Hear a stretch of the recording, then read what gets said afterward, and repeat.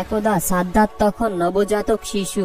একদিন সন্ধ্যাবেলা তার মায়ের সাথে জাহাজে করে গভীর সমুদ্র পাড়ি দিচ্ছিল। সাদ্দাতের বয়স তখন 5 থেকে কি 7 দিন হবে। জাহাজটি গভীর সমুদ্রে খুব ভালোভাবেই পাড়ি দিচ্ছিল। হঠাৎ করেই তারা প্রচন্ড ঝড়ের কবলে পড়ে গেল। সমুদ্রের পানিগুলো পাহাড়ের উচ্চতার মতো ঢেউ তুলছে।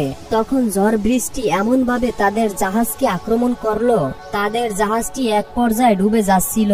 জাহাজটি ডুবে যেতে দেখে অহংকারী শিশু বাদশাহ সাদ্দাতের মা জাহাজ থেকে একটি কাঠের টুকরা নদীতে ভাসিয়ে তার উপরে অহংকারী শিশু বাদশাহ সাদ্দাতকে নিয়ে বসে গেল। তারা গভীর সমুদ্রে সেই কাঠের টুকরার উপরে বসে গেল। সেই জাহাজের ভিতরে যারা ছিল তারা সবাই মারা গেল, কিন্তু অহংকারী শিশু বাদশাহ সাদ্দাত এবং তার মা দুজনেই বেঁচে রইল খুব কষ্ট করে। এই গভীর সমুদ্রে তাদের সাহায্য করার মতো আল্লাহ পাক রব্বুল আলামিন ছাড়া আর কেউই ছিল না। আকাশে ভয়ঙ্কর দৃশ্য এবং নদীর পানিগুলো পাহাড়ের উচ্চতার মতো ঢেউ তুলছে। সাদ্দাতের মা এগুলো দেখে খুবই ভয় পাচ্ছিল এবং সে ভয়ে কান্না করে দিল। এবং অহংকারী শিশু বাদশাহ সাদ্দাতের মা তখন ভাবতে লাগলো, কিভাবে আমি আমার এই সন্তানকে বাঁচাবো? এই গভীর সমুদ্রে আমাদেরকে সাহায্য করার মতো কেউই নেই, আর এখন প্রচন্ড বৃষ্টি এবং নদীর পানিগুলো পাহাড়ের উচ্চতার মতো ঢেউ তুলছে। এই কঠিন পরিস্থিতিতে আমাদেরকে একমাত্র আল্লাহই সাহায্য করতে পারেন। সে আর কোনো কিছুই ভেবে পাচ্ছিল না। অস্থিরতার কালো মেঘ যেন তার পুরো হৃদয়ে ছেয়ে যায়। সে আল্লাহ পাক রব্বুল আলামিনের কাছে আকুতি মিনতি করতে থাকেন এবং কান্না করতে থাকেন এবং আল্লাহ পাক রব্বুল আলামিনকে ডেকে বলেন, হে আল্লাহ, এই গভীর সমুদ্রে আমাদেরকে সাহায্য করার মতো কেউই নেই, তুমি আমাদেরকে সাহায্য করো। এমন সময় মহান আল্লাহ পাক রব্বুল আলামিন আজরাইল ফেরেশতাকে ডেকে বললেন, হে আজরাইল, যা ওই গভীর সমুদ্রে মা ও শিশু দুজনেই বেঁচে আছে, তাদের মধ্য থেকে এখনই মায়ের জান কবজ করে নিয়ে আসো। আজরাইল ফেরেশতা হুকুম পাওয়া মাত্রই সেই বিশাল সমুদ্রের মাঝে দ্রুত চলে গেল এবং সে সেখানে গিয়ে দেখতে পেল অহংকারী শিশু বাদশাহ সাদ্দাতের মা তখন সাদ্দাতকে আদর করছে এবং অহংকারী শিশু বাদশাহ সাদ্দাতকে তখন তার মা দুধ পান করাচ্ছে। শিশুটিকে বাঁচানোর জন্য তার মা আপ্রাণ চেষ্টা করছে। এটা দেখে আজরাইল ফেরেশতার একটু দুঃখ হলো। সে মনে মনে বলল, হে আল্লাহ, এখনই তো মায়ের জান কবজ করব, কিন্তু অহংকারী শিশু বাদশাহ সাদ্দাতের কি হবে? এই শিশুটিরই কি অবস্থাই না হবে? তখন মহান আল্লাহ পাক রব্বুল আলামিন বলল, হে আজরাইল, তোমাকে যেই আদেশ দেওয়া হয়েছে তুমি সেই আদেশ পালন করো। এরপরে আজরাইল ফেরেশতা এক বুক ব্যথা নিয়ে মায়ের জান কবজ করে চলে এলো। আল্লাহ পাক রব্বুল আলামিনের আদেশে সমুদ্র শান্ত হয়ে গেল। আকাশটা একেবারে নিরিবিলি নিস্তব্ধ হয়ে গেল। অহংকারী শিশু বাদশাহ তখন সমুদ্রে ভাসতে ভাসতে এক কিনারায় জঙ্গলের কাছে এসে পৌঁছালো। শিশুটি কান্না করছিল, কারণ আজকে 2 দিন যাবৎ সে কিছুই খায়নি। ওই জঙ্গলে ছিল বিশাল বিশাল বাঘ বাহিনী, তাদের বাচ্চাও হয়েছিল, কিন্তু তাদের একটা বাচ্চাও বেঁচে রইল না। আল্লাহ পাক রব্বুল আলামিনের হুকুমে বাঘ শিশুটির দিকে এগিয়ে এলো। শিশুটিকে দেখে বাঘের একটু মায়া হলো। এরপরে শিশুটিকে সে দুধ পান করালো। এভাবে অহংকারী শিশু বাদশাহ সাদ্দাতের সেই দিনটিও কেটে গেল। পরের দিন একজন জেলে মাছ ধরার জন্য ওই জঙ্গলের পাশ দিয়ে যাচ্ছিল। সেই জেলে প্রতিদিনই ওই জঙ্গলের পাশ দিয়ে মাছ ধরার জন্য যায়। এমন সময় হঠাৎ করে তার চোখ গেল শিশু বাদশাহ সাদ্দাতের দিকে। শিশুটিকে দেখে তার খুবই মায়া হলো। সে বলল, হে আল্লাহ, কি সুন্দরী না দেখতে এই বাচ্চাটি। জানি না এই বাচ্চাটি কার, এমন জায়গায় কিভাবে এই বাচ্চাটি চলে আসলো। যাই হোক, বাচ্চাটি কি জীবিত আছে নাকি মারা গেছে, এটা জানার জন্য জেলে সেই বাচ্চাটির কাছে গেল এবং সে দেখতে পেল যে বাচ্চাটি জীবিত আছে এবং সে বলতে লাগলো যে এই বাচ্চাটির খাবার মতো এখানে কোনো কিছুই দেখতে পাচ্ছি না, জানি না কোন মায়ের এই সন্তান। এসব কথা ভাবতে ভাবতে শিশু সাদ্দাতের প্রতি সেই জেলেটির এতটাই মায়া হয়ে গেল যে শেষ পর্যন্ত সেই শিশু বাদশাহ সাদ্দাতকে সে তুলে নিল এবং বাচ্চাটিকে আপন গোত্রের কাছে নিয়ে আসলো। তাদের সর্দার শিশুটিকে দেখে খুবই মুগ্ধ হলো। তার গোত্রের সর্দার তাকে বলল, তুমি এই শিশুটিকে কোথায় পেয়েছো? তুমি কি জানো এর বাবা মা কোথায় আছে? আমাদের উচিত এই শিশুটিকে তার মা বাবার কাছে পৌঁছে দেওয়া। তখন সেই জেলে বলল, সর্দারজি, আমি জঙ্গলের পাশ দিয়ে যাচ্ছিলাম মাছ ধরার জন্য। আমি প্রতিদিনই সেই জঙ্গলের পাশ দিয়ে মাছ ধরার জন্য যাই। তেমনি ভাবে আজও আমি সেই জঙ্গলের পাশ দিয়ে যাচ্ছিলাম। হঠাৎ করে দেখলাম যে জঙ্গলের পাশে এই শিশু বাচ্চাটি ক্রন্দনরত অবস্থায় আছে। আশেপাশে তার কেউই ছিল না, মনে হয় তার মা বাবা ইন্তেকাল করেছেন। তাকে দেখে আমার খুবই মায়া হলো, এজন্যই আপনার কাছে নিয়ে আসলাম। তখনই সর্দারজি বলল, ঠিক আছে, আমারও যেহেতু কোনো সন্তান নেই, আমি এই শিশুটির দায়িত্ব নিলাম। এই শিশুটিকে লালন পালন করব, খুব আদর করব, যত্ন করব এবং তাকে সুশিক্ষায় শিক্ষিত করব। এভাবেই অহংকারী শিশু বাচ্চা সাদ্দাত তখন বড় হতে লাগলো। বাচ্চাটির বয়স তখন 9 থেকে কি 10 বছরে উপনীত হলো। অন্যান্য বাচ্চাদের সাথে সেও খেলাধুলা করতে যেত। অন্যান্য বাচ্চাদের মধ্য থেকে সে ছিল খুবই সুন্দর এবং খুবই চরিত্রবান এবং খুবই সুন্দর দেহের অধিকারী। তার চেহারা দেখে সকলেই আকর্ষণ হতো। ছেলেটি ছিল খুবই স্বাস্থ্যবান এবং খুবই চালাক। তার সাথে সাথে সে খুব চালাকও ছিল। একদিন সে অন্যান্য বাচ্চাদের সঙ্গে খেলা করছিল। হঠাৎ করে অহংকারী বাদশা সাদ্দাত দেখতে পাচ্ছিল কিছু সৈন্য পার্শ্ববর্তী রাস্তা দিয়ে এগিয়ে যাচ্ছে। এটা দেখে সবাই ভয়ে পালিয়ে গেল, কিন্তু সাদ্দাত সেখানেই দাঁড়িয়ে রইল। সেই সৈন্যর মধ্যে একজন ছিল অন্ধ। তার এক চোখে দেখতে পেত এবং অন্য এক চোখে দেখতে পেত না, এবং সে খুব ভালো করে জানতো যে অন্ধ দূর করার জন্য সুরমা একটি বড় ঔষধ। তাই সে যখন যেখানেই যেত না কেন সে সুরমার খোঁজ করত। রাস্তা দিয়ে যাওয়ার সময় ওই অন্ধ সেখানে একটি সুন্দর কৌটার অনুসন্ধান করলো। সেটি হাতে তুলে সে দেখতে পেল এটি সুরমার কৌটা। সে অনেক খুশি হলো। সৈন্যটি সুরমার কৌটা খুলে তার চোখে লাগাতে যাবে, এমন সময় আরেকজন সৈন্য বলল, আপনি চোখে সুরমা লাগানোর আগে সুরমাটি পরীক্ষা করুন। এই সুরমার ভিতরে কোনো ক্ষতিকারক কিছু থাকতে পারে। তখন সে বলল, কিভাবে পরীক্ষা করব? এবার অন্য এক সৈন্য বলল, ওই যে দেখুন, ওখানে একটি বাচ্চা দাঁড়িয়ে আছে, ওকে দিয়ে পরীক্ষা করুন। এরপরে সেই অন্ধ সৈন্য শিশু বাচ্চা সাদ্দাতকে ডেকে বলল, তুমি কি আমাকে একটু উপকার করতে পারবে? শিশু সাদ্দাত তখন বলল, জি বলুন, আমি আপনার কিভাবে উপকার করতে পারি? তখন সেই সৈন্য বলল, তুমি কি এই সুরমার কৌটো থেকে একটু সুরমা তোমার চোখে লাগাতে পারবে? এতে আমার অনেক উপকার হবে। এরপরে সেই অহংকারী শিশু বাচ্চা সাদ্দাত কোনো ভয় না পেয়ে সে নিজের চোখে সুরমা লাগালো। সুরমাটি ছেলেটির চোখে দেওয়া মাত্রই তার অন্তর চক্ষু খুলে গেল। দুনিয়ার সমস্ত বস্তু তার দৃষ্টিগোচর হতে লাগলো, এমনকি জমিনের নিচে থাকা সমস্ত স্বর্ণ অলংকার, হীরা জহরত, এমনকি হীরা জহরত, মণি মুক্তা যাই থাকুক না কেন জমিনের নিচে এবং উপরে সমস্ত কিছু সে দু চোখেই দেখতে পাচ্ছিল। আরো অনেক দামি দামি খাজানা দেখতে পেল। বাচ্চাটি ছিল খুবই চালাক। শুধু চালাকি ছিল না, সে ছিল প্রচন্ড প্রতারক। বাদশা সাদ্দাত তখন মনে মনে বলতে লাগলো, এদেরকে এই কথা বলা যাবে না, এদেরকে অন্য কথা বলতে হবে। অন্যদিকে এক সৈন্য বলল, কি ব্যাপার, তুমি কিছু বলছো না কেন? কি হয়েছে তোমার, কিছু তো বলো। আর তখনই বাচ্চাটি মিথ্যে অভিনয় করতে লাগলো। সে কান্নাকাটি করতে লাগলো এবং কেঁদে দিয়ে বলল, আপনারা আমার চোখে এটি কি দিলেন? আমি তো এখন কিছুই দেখতে পারছি না। এভাবে সাদ্দাত তখন মিথ্যে অভিনয় করতে লাগলো। এগুলো দেখে ওই সৈন্যরা বলল, মনে হচ্ছে এই সুরমার ভিতরে কোনো ভেজাল আছে। এরপরে তারা ভয় পেয়ে সেখান থেকে পালিয়ে গেল। বাচ্চাটি অতি দ্রুত সুরমার কৌটা নিয়ে বাড়ি চলে আসলো। বাড়ি এসে তার বাবার নিকট সমস্ত ঘটনা খুলে বলল এবং বলল, বাবা, আমি একটি জিনিস পেয়েছি যেটি দিয়ে আমরা খুব দ্রুতই রাজা হয়ে যাব। তখন তার বাবা বলল, কি এমন জিনিস পেয়েছো যেটার মাধ্যমে আমরা খুব তাড়াতাড়ি রাজা হয়ে যাব? তখন বাচ্চাটি বলল, বাবা, আমি এমন একটি সুরমা পেয়েছি যেটা চোখে লাগানোর মাত্র জমিনের নিচে সমস্ত স্বর্ণ, হীরা জহরত, মণি মুক্তা সবকিছু আমি আমার খালি চোখে দেখতে পাই। তখন তার বাবা বলল, খুবই খুশির সংবাদ শোনালে বাবা, তোমার কোনোই ভয় নেই। আমার অনেক লোকজন আছে, আরো আছে অনেক সৈন্য, অনেক ঘোড়া ও উট, এবং আমার অনেক কর্মী আছে। তুমি চোখে সুরমা লাগিয়ে চলো, তুমি যেখানেই সোনা রূপা হীরা জহরত যাই দেখতে পাও না কেন আমাদেরকে বলবে, আমরা উঠিয়ে নিব।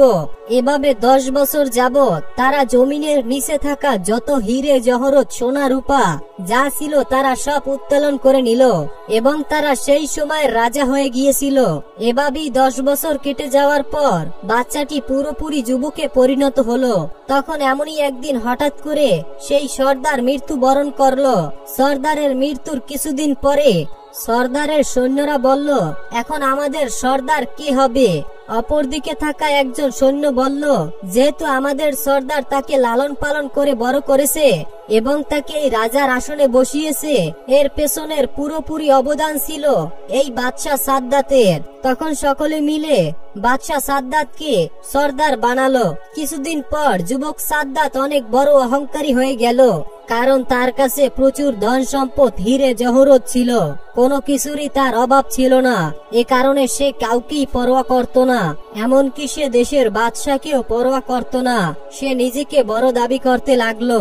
এমন ভাবে কয়েক বছর কেটে যাওয়ার পরে তারপরে তার প্রশিক্ষণ প্রাপ্ত সৈন্য দ্বারা দেশের রাজাকে পরাজিত করে সে নিজেই বাদশার সিংহাসনে বসে গেল, এক রাষ্ট্রীয় ক্ষমতা নিজের হাতে তুলে নিল। এক সময়ের অসহায় সেই বাচ্চাটি আজ দেশের রাষ্ট্রপ্রধান।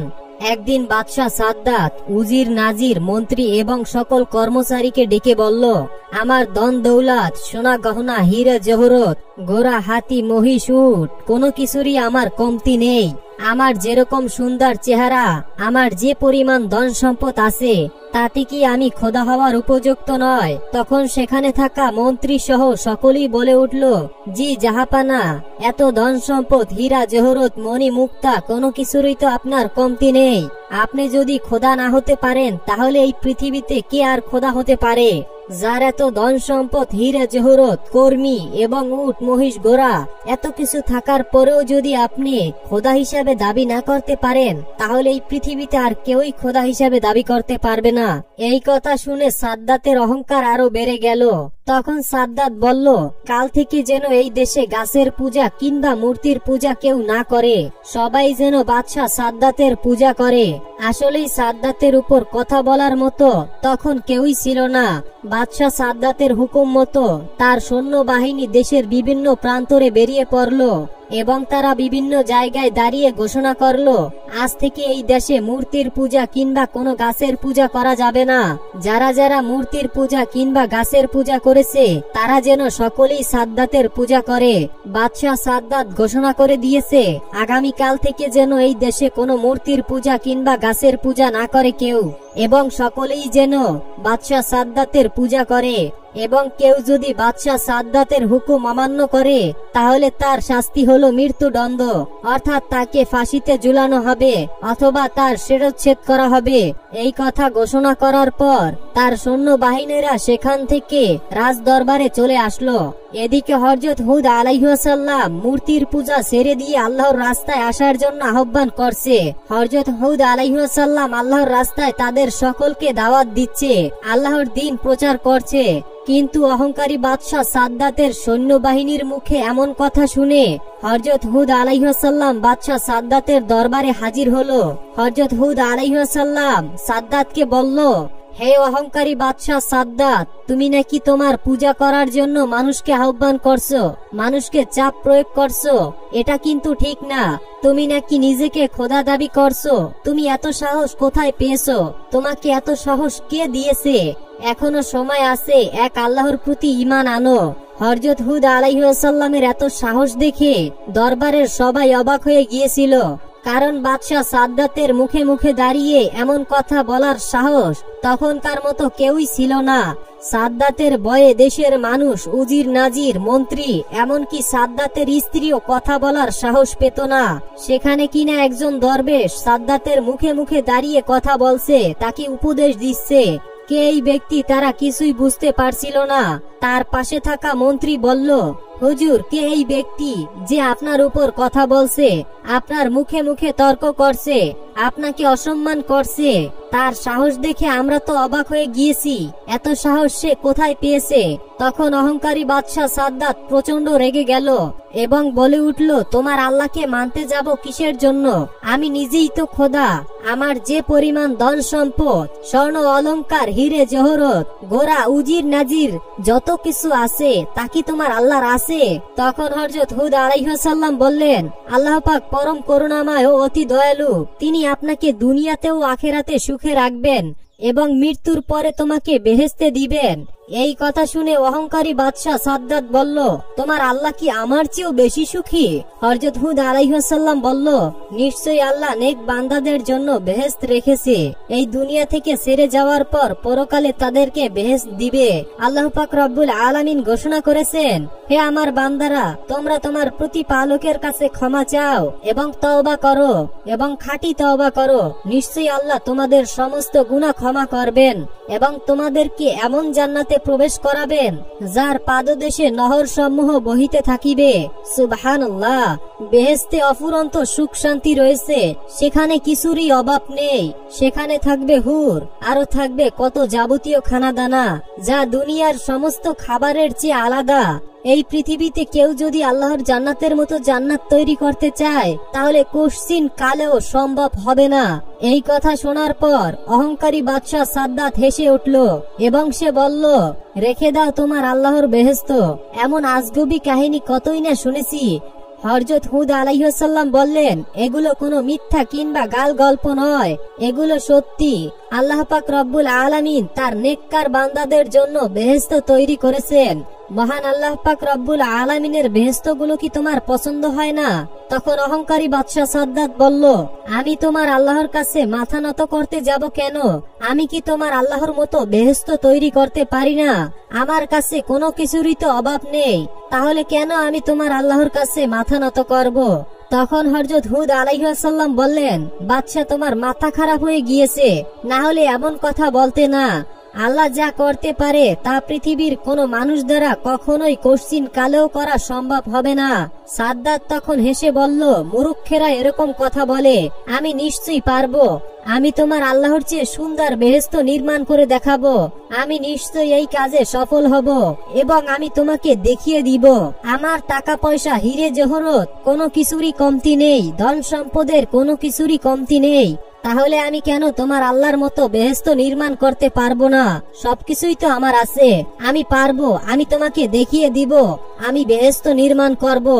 এই কথা শুনে হযরত হুদ আলাইহিস সালাম প্রচন্ড রেগে গিয়ে বলল, এই শুনে রাখো জুলুমকারী রাগী বাদশা, তোমার এই অহংকারের কারণে এই অহংকার আল্লাহ তাআলা কিছুতেই সহ্য করবে না।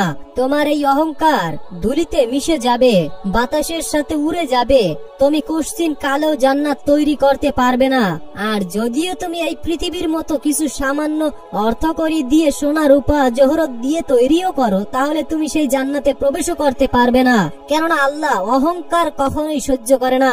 অহংকার আল্লাহর চাদর, আল্লাহর চাদর ধরে যদি কেউ টান দেয়, তখন আল্লাহ তাআলা কিছুতেই সহ্য করবে না। এই কথাটি অবশ্যই মনে রাখবে। এই কথা শুনে বাদশাহ সাদ্দাত অত্যন্ত রেগে গেল এবং সে হযরত হুদ আলাইহিস সালামকে সেখান থেকে তাড়িয়ে দিল। কিছুদিন পরে বাদশাহ সাদ্দাত তার উজির নাজির সমস্ত কর্মচারীকে ডেকে বলল, আমি এই দুনিয়াতে বেহেশত তৈরি করব, এটার সংকল্পনা করেছি এবং এটা আমি বানিয়েই ছাড়ব। যত বাধা বিপত্তি আসুক না কেন, এই দুনিয়াতে আমি বেহেশত নির্মাণ করবই করব। সুতরাং তোমরা উপযুক্ত জায়গা অনুসন্ধান করো যেখানে আমি জান্নাত তৈরি করতে পারবো। হুকুম পাওয়া মাত্রই তার সৈন্য বাহিনী সারা দেশে অনুসন্ধান করতে লাগলো, কিন্তু তারা কোথাও সেরকম ভালো জায়গা খুঁজে পাচ্ছিল না। অনেক খোঁজাখুঁজির পর তারা একটি জায়গা পছন্দ করলো এবং জায়গাটি বেশ সুন্দর একটি জায়গা। তখন তারা এই খবরটি জানানোর জন্য সকলেই বাদশার দরবারে চলে গেল এবং বলল, হে বাদশা, আমরা একটি উপযুক্ত জায়গা নির্বাচন করেছি। হে জাহাপানা, বেহেশত বানানোর জন্য সবচেয়ে সুন্দর এবং উপযুক্ত একটি জায়গা নির্বাচন করেছি, যে জায়গাটি খুবই সুন্দর এবং খুবই বড়। বাদশা সাদ্দাত তখন বলল, কোন সেই স্থান? আমাকে পুরোপুরি সেই জায়গাটির বিবরণ দাও। তখন সাদ্দাদের প্রধান উপদেষ্টা বলল, স্থানটি লম্বায় 10,000 মাইল এবং চওড়ায় 8,000 মাইল। এই কথা শুনে বাদশাহ সাদ্দাত অনেক খুশি হলো। সাথে সাথে বাদশাহ সাদ্দাত ঘোষণা করলো, এই দেশে কারো বাড়ি স্বর্ণ রূপা হিরে জহরত রাখতে পারবে না। সবাই যেন রাজ দরবারে স্বর্ণ অলংকার রূপা হিরে জহরত জমা রাখে। হুকুম পাওয়া মাত্রই সাদ্দাতের সমস্ত সৈন্যবাহিনী দেশের বিভিন্ন প্রান্তরের দিকে ছড়িয়ে পড়লো এবং সমস্ত বাড়ি লুট করতে লাগলো। যেই বাড়িতেই স্বর্ণ অলংকার পাচ্ছিল সেখান থেকেই তারা স্বর্ণ অলংকার নিয়ে যাচ্ছিল।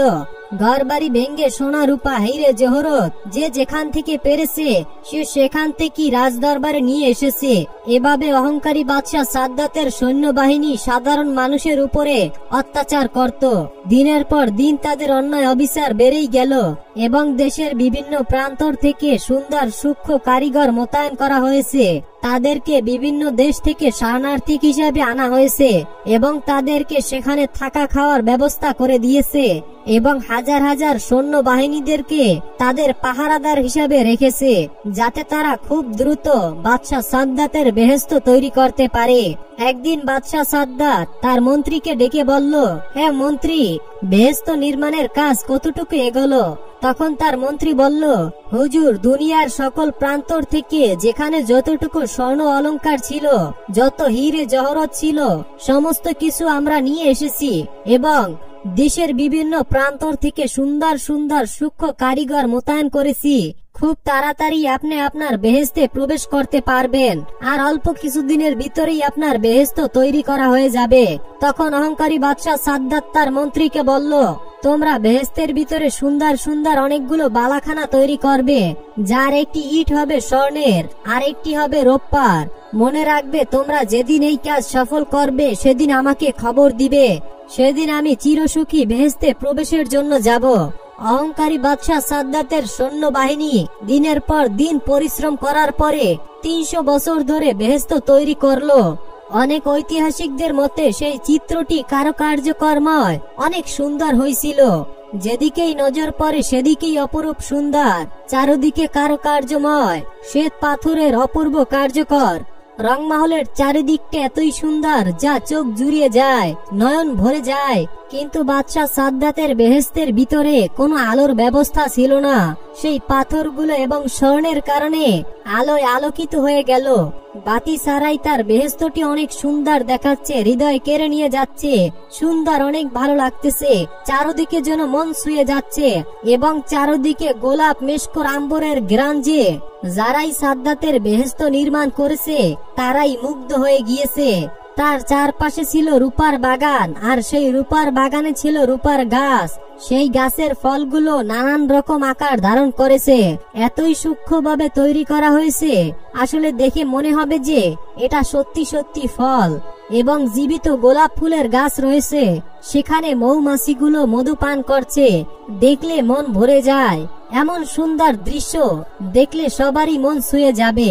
এবং সেই বেহেশতের নিচ দিয়ে নহর সমূহ তারা পানির ঝর্ণা দিয়েছে।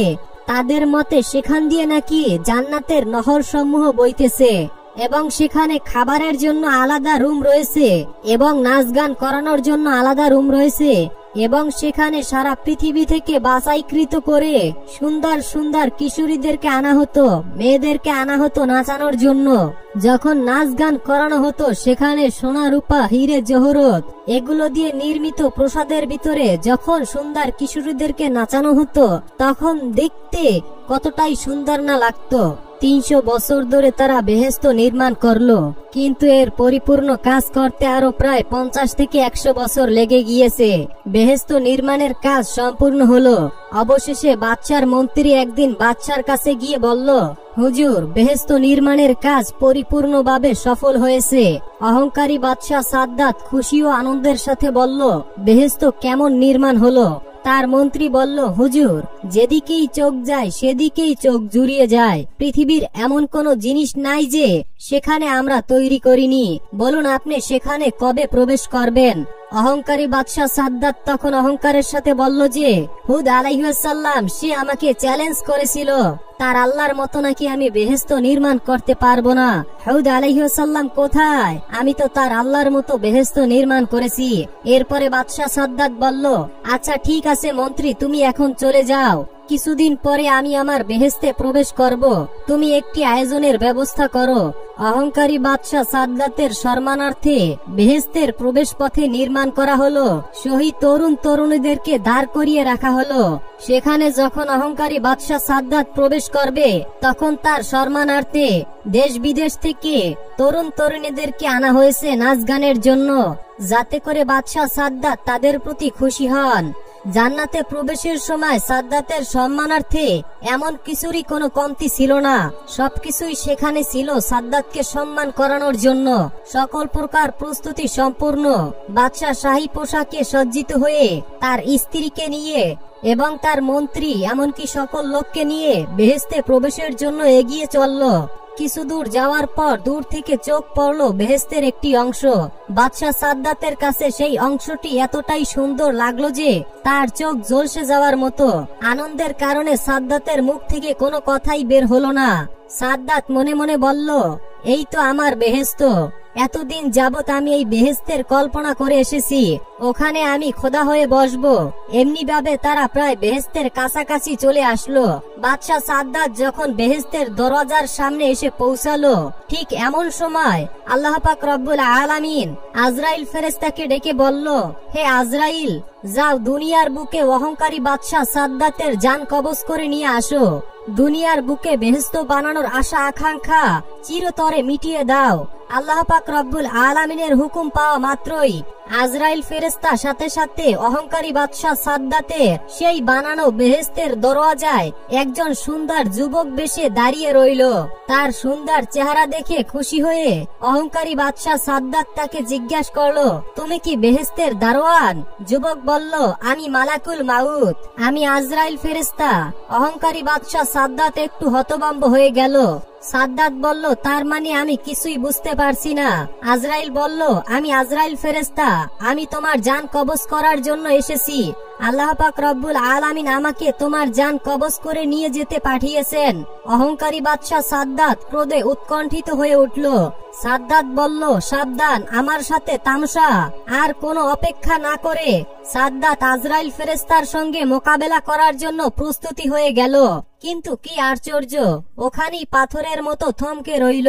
ভয়ে তার পুরো শরীর দিয়ে জ্বর করে ঘাম বের হতে লাগলো। চিৎকার করে বলল, সৈন্যগণ, শত্রুর মোকাবেলা করো। তখন আজরাইল ফেরেশতা অট্টহাসি দিয়ে বলল, কোথায় তোমার সেই বিপুল সৈন্যবাহিনী? কোথায় তোমার সেই বিশাল ক্ষমতা? সাদ্দাত ভালো করে লক্ষ্য করে দেখতে পেল যে তার সমস্ত উজির নাজির মন্ত্রী কর্মচারী যে যেখানে ছিল সবাই একেবারে নিশ্চিহ্ন হয়ে গেছে। অহংকারী বাদশাহ সাদ্দাত তখন ঠক ঠক করে কাঁপতে শুরু করলো। তারপরে নরম হয়ে ভীতু কণ্ঠে থরথর করে কাঁপতে কাঁপতে বলল, সত্যিই কি তুমি আজরাইল? আজরাইল ফেরেশতা বলল, হ্যাঁ আমি আজরাইল, কিন্তু দেরি করার সময় আমার হাতে আর নেই। আল্লাহর হুকুম পালন করতেই হবে। এখন তোমার জান কবজ করে নিয়ে যাব।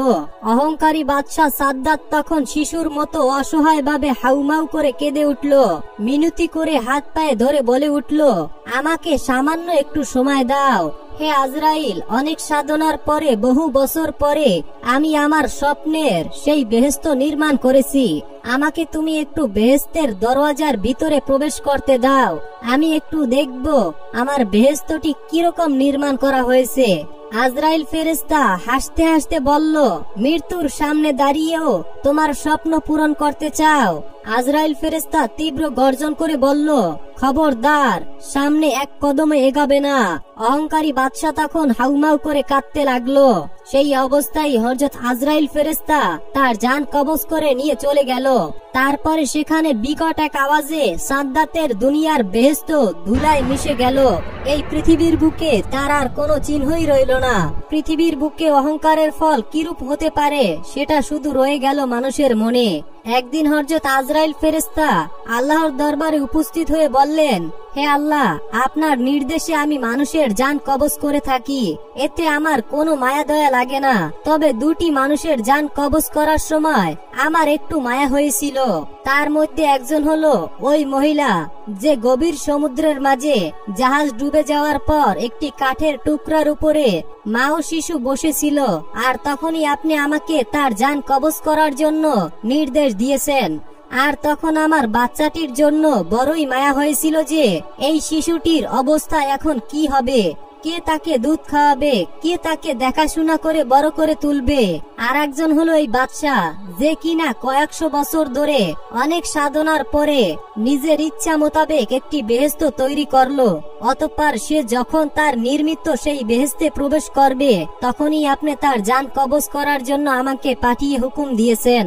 আমার তখন বড়ই খারাপ লাগছিল, এজন্য যে সে তার নির্মিত বেহেশতকে এক পলকের জন্য দেখে যেতে পারলো না। হযরত আজরাইল ফেরেশতার এরকম কথা শুনে আল্লাহ পাক রব্বুল আলামিন বললেন, হে আজরাইল, যে বাদশার জন্য তোমার মায়া হচ্ছিল, যার জন্য তুমি আফসোস করছো, সেই তো ওই শিশুটি যে কিনা জাহাজে করে তার মায়ের সঙ্গে গভীর সমুদ্র পাড়ি দিচ্ছিল। অতঃপর যখন তাদের জাহাজ ডুবে যাচ্ছিল তখন তার মা একটি কাঠের টুকরার উপরে, শিশু ও মা দুজনেই ভাসতে থাকে। জাহাজ ডুবে যাওয়ার পর মায়ের জান কবজ করতে তোমার মায়া হচ্ছিল। হে আজরাইল, তুমি কি জানো না, শিশুটি বড় হয়ে আমার নাফরমানি করেছে, অহংকার করেছে, আল্লাহর হুকুমের বিরোধিতা করেছে, তাই আমি তাকে বেহেশতে পা রাখার সুযোগ দেইনি, বরং তার বেহেশতের প্রবেশের আগেই সব ধ্বংস করে দিয়েছি। প্রিয় দর্শক, ঘটনা শুধু শুনলেই হবে না, এটা থেকে আমাদের শিক্ষা নেওয়া উচিত। মহান আল্লাহ পাক রব্বুল আলামিনের নিয়ামত অস্বীকার করলে এর ভয়াবহতা খুবই কঠিন হয়। আমরা মহান আল্লাহ পাক রব্বুল আলামিনের অসংখ্য নিয়ামতের ভিতরে ডুবে থাকার পরও তার নাফরমানি করছি, আল্লাহর হুকুমের বিরোধিতা করছি। এই সমস্ত জিনিসকে আমাদের বর্জন করতে হবে। আল্লাহ তাআলা আমাদের বোঝার তৌফিক দান করুন। আমিন।